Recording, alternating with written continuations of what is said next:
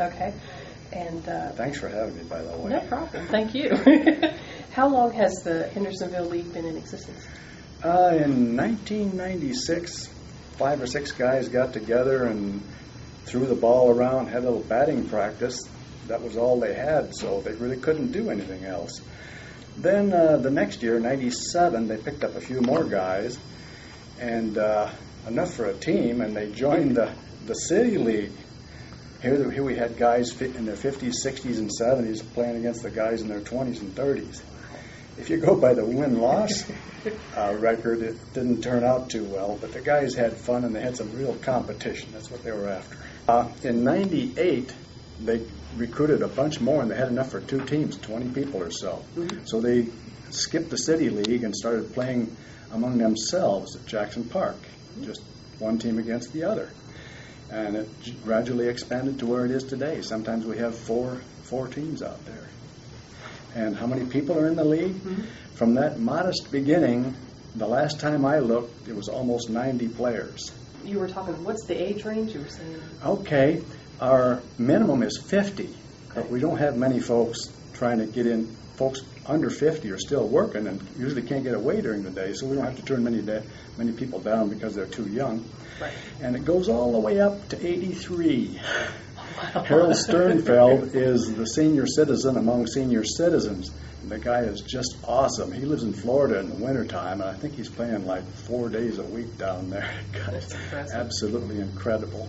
Do they have to be in Henderson County in order to participate, or do they have to pay anything? If you can get here, you can play.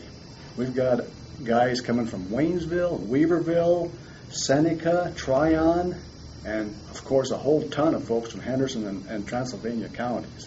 But if you can get here, you can play. And how does the season, when does it start? Actually, as of about 3 or 4 years ago, the season never ends. At that point, we acquired about 15 or 20 really hardcore guys, and if it ain't raining, snowing, or freezing, they play. I sent in scores today, and it's not a very nice day out there. Right now, they're playing at the Lila Patterson Center because Jackson Park is closed for the winter. But we'll be moving back there probably in March. We start off with batting practice at 10 o'clock, and then once everybody's had a chance to warm up and take a few swings, we play games, double headers every day, every Tuesday and Friday. And in May, we'll switch to our summer schedule and back the batting practice up, start that at 9 o'clock. And do you just play amongst yourselves, or do you have external? Oh, yeah. We've got external competition all the time, at least April through about September. We've got regular competition against folks from Seneca, South Carolina, Hickory, Charlotte, Winston-Salem. Also, we play quite a few tournaments. We've got regular annual tournaments in Atlanta, Clemson, Charlotte, and Raleigh.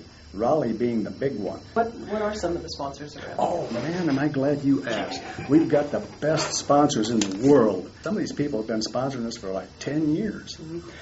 We've got Beef O'Brady's, Turf Mountain Sod, Pisgah Physical Therapy, Jonathan's Catering, American Legion Post 77, Harmon's Edward Jones office down on Greenville Highway, Crumley Legal Association, and Jenks Construction.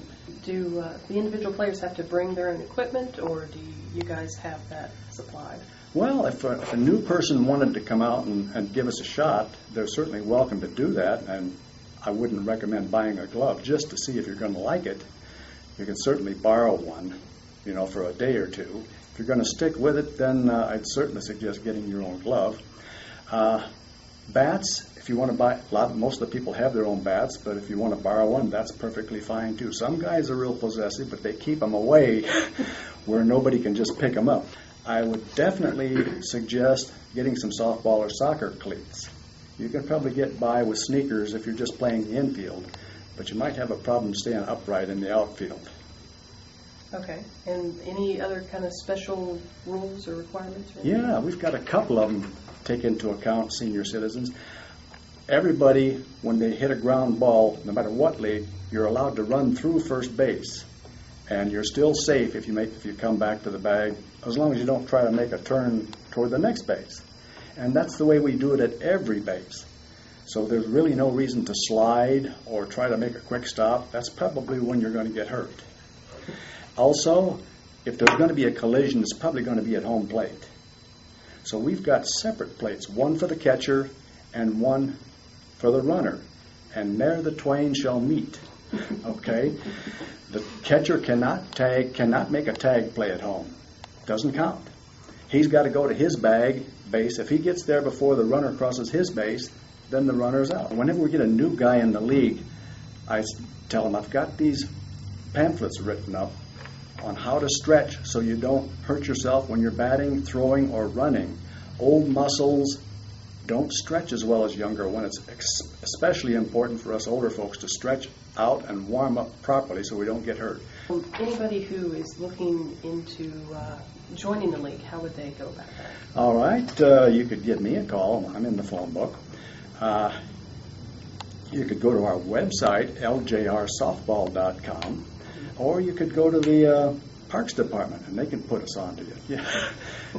I forgot about the fee. The new players, if they're certainly welcome to come out and give us a shot. Just watch or jump in and play or whatever, and if they like it, then they can certainly join.